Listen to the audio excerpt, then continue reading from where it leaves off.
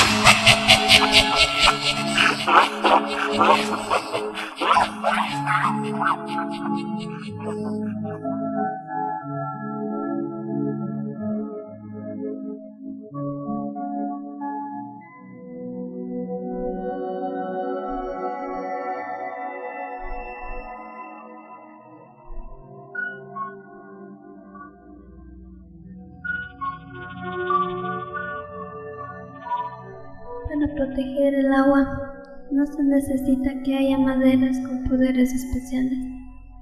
Simplemente la actitud de cada ser humano hará o deshará este mundo. Yo soy tal vez menos importante que los deseos de los seres humanos. Los espíritus sentimos amor igual a ellos. Cultivamos y regamos amor por todo el mundo, a todo lo que existe en este mundo, sin esperar nada a cambio. Ahora, aunque el amor permita sacrificarme para dar cada día, cada instante, la vida a un ser, ya no podré, porque me agoto. Las acciones negativas contra la naturaleza me destruyen. Estoy enferma. Me extingo poco a poco. Con tanta contaminación quizá me extinga por completo. Cuando pase eso, también se apagará la vida de todo ser viviente en este mundo.